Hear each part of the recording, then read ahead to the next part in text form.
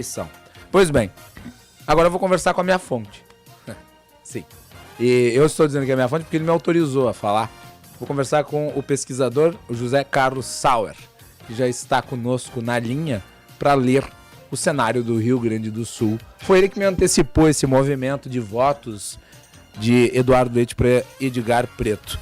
Sauer, é um prazer recebê-lo. Boa tarde. Boa tarde, Macalossi. Prazer estar novamente aqui contigo para falarmos dessa eleição tão acirrada que vimos ontem, né? E que para muitos, com exceção de ti e de mim, era uma novidade. Pois é. Só que talvez ninguém imaginasse que fosse tão apertado como foi, como tu bem disseste, a exceção de quem tivesse essa informação, que era uma informação de bastidores. As pesquisas erraram grosseiramente em relação aos resultados do primeiro turno aqui no estado. E daí eu lhe pergunto, como é que você, como pesquisador, explica esse fluxo de votos para Edgar Preto assim em tão pouco tempo? Então, quando conversamos na sexta-feira, eu tinha um certo limite para poder explicar para ti o que estava acontecendo, né? A verdade é que essa mudança de votos, ela vem sendo observada desde o dia 23 de setembro. Então, ela não aconteceu somente no dia da eleição. A possibilidade de mudança do voto, ou seja, Eduardo Leite tinha entre os seus eleitores em torno de 40% destes eleitores, que as pesquisas vinham indicando, dispostos a mudar o voto. E a sua principal escolha, né, era Edgar Preto. Né? Acho que esse é o primeiro fenômeno que a gente tem que observar. Isso estava mapeado pelo Instituto Métodos de forma muito clara. Né? Particularmente, eu fico admirado o quanto essas campanhas estavam desinformadas, porque todos ficaram surpresos. Né? Outro dado importante é que Eduardo Leite nunca liderou as pesquisas no Rio Grande do Sul entre os homens. Ele sempre esteve atrás de Onyx. Né? Outro dado, assim, eu vou tentar colocar alguns pontos para a gente, então, estabelecer um debate. Entre os eleitores de ensino fundamental, Eduardo Leite perde votos para Edgar Preto ao longo dessa semana. Entre os eleitores de ensino médio e entre os eleitores de menor renda. Ou seja, quando estamos falando disso, estamos falando da maior parcela da população ou dos eleitores do estado do Rio Grande do Sul. E este movimento, ele vem acontecendo ao longo de uma semana. Ele não aconteceu de véspera. O que a gente tem que entender, sim, é que existia uma declaração, então, por parte dos eleitores, quando entrevistados, nas pesquisas divulgadas, naquelas que o Instituto realizou também, um número muito grande de eleitores na menção espontânea dizendo o seguinte: eu não sei em quem eu vou votar. Então, no sábado, dia 1º, eram 42% dos eleitores do estado que não conseguiam dizer espontaneamente o nome de um candidato.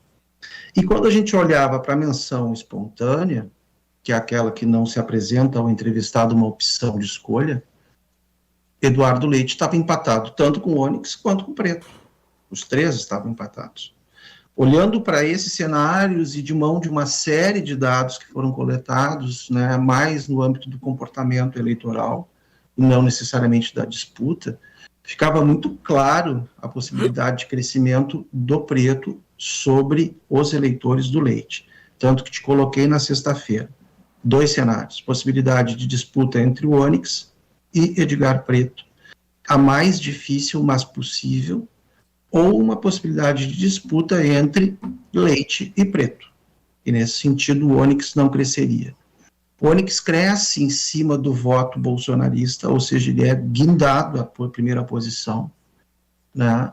E Leite perde votos para o eleitor que, então, vota no Preto e, inclusive, por incrível que pareça, para o próprio Onyx. Então, o Leite desidrata na reta final de forma dramática, né? Sim, porque o eleitor do Eduardo Leite, ele vai da direita à esquerda, né? Exatamente. Então ele perde votos tanto para um quanto para outro. Eu até entrei no Bora Brasil da Band São Paulo, antes de entrar no ar aqui no Bastidores do Poder. Eu disse que uma das grandes dificuldades do Eduardo Leite nesse segundo turno vai ser encontrar o ajuste fino do seu posicionamento. Por quê? Porque o Onyx Lorenzoni já tem um candidato para a presidência da República. É Jair Bolsonaro. Já Eduardo Leite vai ter que operar da seguinte maneira. Ele precisa dos votos do PT para vencer a eleição. Agora, ele não pode fazer um movimento tão certo, tão assertivo em direção a Lula, sob pena de perder uma parte dos eleitores que já votaram nele no primeiro turno. E não conseguir todos os eleitores do PT. Correto. Tá correto. O caminho do Eduardo Leite é dificílimo. Eu diria que é improvável que ele ganhe. Com base apenas nessa percepção. Eu vou concordar contigo e vou acrescentar mais um dado que eu acho que a gente pode comentar, afinal, estamos aí no início do segundo turno e ele não está oficializado ainda, tem data para começar. A parcela dos eleitores do PT, ou seja, eu não gosto de dizer que são do PT, eleitores que votavam em Edgar Preto, né? Eles não têm essa identidade partidária que a gente fica dando quando fala. É só de 14%. Só 14% dos eleitores de Preto têm Leite como uma opção de voto. Há mais eleitores do PT que têm o Onyx como uma opção de voto. E aí está colocado a rejeição do Leite, né? Tem preconceito, infelizmente, sendo colocado nesse debate, e aí a justificativa para que ele nunca tenha liderado entre os homens. A gente tem, por parte do eleitor, uma clareza muito grande dos deslizes que Leite cometeu ao final do seu governo, e ele está sendo julgado por isso. Então, é muito a renúncia mais pesou, né? Isso me parece evidente nessa hora. Né? A renúncia pesou, isso me parece evidente.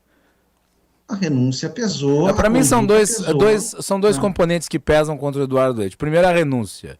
A questão da palavra. O Onyx Lorenzoni foi muito inteligente em bater nisso o tempo inteiro. E o segundo ponto que eu acho que vai ter que ser devidamente calculado é o impacto das ações do governo estadual durante a pandemia. Porque o estado do Rio Grande do Sul é feito por muitos produtores, muitas pessoas que acabaram perdendo muito durante os fechamentos, e elas não gostaram disso. E me parece que responsabilizam... A mesa para análise uma série de questões. Não é uma questão de que agora, então, porque eu fui para o segundo turno com o Onyx, e o Onyx será rejeitado pelos eleitores do PT. Não. A questão é bem mais complexa, ela é um tanto quanto difícil. Me parece que o Eduardo terá que fazer uma série de ajustes na sua campanha de segundo turno. Talvez necessário fazer uma meia-culpa sobre algumas questões que ele ocultou durante o primeiro turno. E o Onyx faz um debate de posicionamento moral. Esse é o ponto. Preto também faz isso. Não questiona o Leite a partir da sua gestão, questiona a partir do seu posicionamento. E aí ele fica fragilizado. Né? Sim. Como é que o senhor vê a composição da Assembleia Legislativa? Eu vou pedir para o Juan. Juan, se tu puderes colocar para nós aí. Nós temos o mapa aqui da nova Assembleia Legislativa do Rio Grande do Sul. Consegue colocar no ar? Então vamos aos números aí da Assembleia Legislativa, porque nós temos aí um crescimento bastante vigoroso do PT na Assembleia Legislativa. Tem 11 parlamentares do PT. E o PSDB se enfraqueceu ali também. Vamos lá, Juan. Vamos lá, Macalossi. Eu coloquei um gráfico aqui na tela que tem assim os números em cima de cada bancada e embaixo a descrição de cada bancada. Isso para quem está nos acompanhando na live. Quem está nos acompanhando apenas pelo rádio, eu vou fazer a leitura com calma. PT, PCdoB e PV, essa federação entre esses três partidos, reuniu 11 deputados na Assembleia Legislativa do Rio Grande do Sul. PP, que é o Partido Progressistas, 7. MDB, 6. Federação PSDB Cidadania, 5. PL, 5. Republicanos, 5. PDT, 4. União Brasil, 3. Federação PSOL Rede, 2. Podemos, 2. Novo PSD, PSB e PTB, 1 deputado cada. Fechando, então, aí a lista dos 55 deputados estaduais. Sauer, em que sentido o resultado para o governo do estado impacta na Assembleia Legislativa? Pois é, né? E me parece que é uma derrota que se estende, inclusive, nesse âmbito, né? O crescimento do PT, ou dessa frente de esquerda que eles formaram, é amplo. Acho que ele vem auxiliado pelo desempenho, né, tanto do Olívio no Senado, quanto do próprio Preto na disputa a governador. O que não acontece com o PSDB, porque, veja, o Eduardo Leite teve o mesmo percentual de Preto, né? E me perde força. Eu vejo nesse sentido também, assim, há uma resposta da sociedade aí. Nós não podemos ficar fazendo somente uma conta daquilo que eu tenho em termos de proposta ou que eu realizei de governo. Acho que a gente tem equívocos que foram cometidos, acho que há falta de uma leitura nesse sentido clara por parte dessas campanhas e fortalece aí principalmente uma Assembleia muito mais à esquerda, eu diria, um centro-esquerda, né, me parece, do que tão à direita como ela já foi. A última legislatura tinha um perfil reformista, essa que ainda está, né, de posse na Assembleia Legislativa. Mas com o crescimento dos partidos de esquerda, notadamente o PT, vai ser mais difícil aprovar reformas estruturantes no Estado, pelo menos reformas liberalizantes, né? Acho que a gente não vai ter uma Assembleia tão disposta, num primeiro momento, né, a contribuir com qualquer um dos dois que venha a ser governador, seja Onyx ou seja Leite, o que é bom, porque eu acho que promove o debate, promove, enfim, aquilo que é necessário, que é o papel da Assembleia, de efetivamente fazer um debate aprofundado de decisões que venham a ser tomadas no Estado, mas que não será fácil a vida de nenhum dos dois candidatos a partir desta composição que vocês acabaram de descrever, com certeza que não. Sauer, qual que é o grande desafio do Onyx Lorenzoni que venceu o primeiro turno, na sua avaliação? Tu me questiona no sentido da disputa do segundo turno? Isso. Olha, eu não me surpreenderia, então vamos falar no ar agora, que podemos falar, para que ninguém seja pego de surpresa, como foi pego ontem. Vamos lá. Eu não fui pego de surpresa, graças a você, mas eu não fui pego de surpresa. Vamos lá. Pois é, para te ver a importância da gente estar atento a tudo isso e conseguir fazer um diagnóstico. Eu vou aproveitar, antes de fazer essa fala no sentido do desempenho do Onyx, de colocar que as pesquisas erraram, mas elas não são as pesquisas, não é a metodologia da pesquisa. Eu acho que a gente tem que separar as duas coisas. Os institutos de pesquisa erraram, e esses têm nome e endereço. Acho que a gente tem que colocar o seguinte, Onyx, eu não me surpreenderia se o Onyx abrir uma primeira pesquisa, então, provavelmente dos mesmos institutos, liderando significativamente a disputa de segundo turno. Nós temos que fazer o seguinte raciocínio, Macalossi. O desempenho do Bolsonaro foi maior do que o do Onyx. Correto? Sim. Em quem esse eleitor votou nesse primeiro momento? O eleitor de Bolsonaro. Nós temos Bolsonaro fez 49% dos votos no Rio Grande do Sul. Quase 10%, ou um pouco mais, talvez. Então, assim, o que fará o eleitor de Bolsonaro no segundo turno com o apoio desse presidente ao seu candidato? Diferente de Leite, que está órfão, pelo menos por enquanto, de uma disputa nacional. A não ser que ele vá se alinhar ao PT ou queira negociar com o Onyx, talvez uma parte desse eleitor. Eu acho que esse excesso de votos do Bolsonaro em relação ao Onyx, ele se explica pela divisão de votos entre outros candidatos, inclusive o próprio Eduardo Leite, mas também Luiz Carlos Reins, Argenta, que se somados ali, daí chega próximo ao desempenho de Bolsonaro. Correto, mas há uma desconexão num primeiro momento do eleitor que opta por Bolsonaro no âmbito da presidência no Rio Grande do Sul e faz a escolha dos seus candidatos a governador. Agora, numa disputa mano a mano, esse acirramento vai acontecer. E eu imagino que a campanha do Onyx não vai abrir mão desse eleitor, que já tem, de certa forma, um alinhamento com aquilo que é o seu posicionamento, o seu discurso e aquilo que ele representa. Certo. Né? E aí Leite fica numa dificuldade muito grande. Uma última pergunta. Eduardo Leite, tem alternativa a não ser subir no palanque de Lula? Difícil essa tua pergunta, mas me parece que não, né?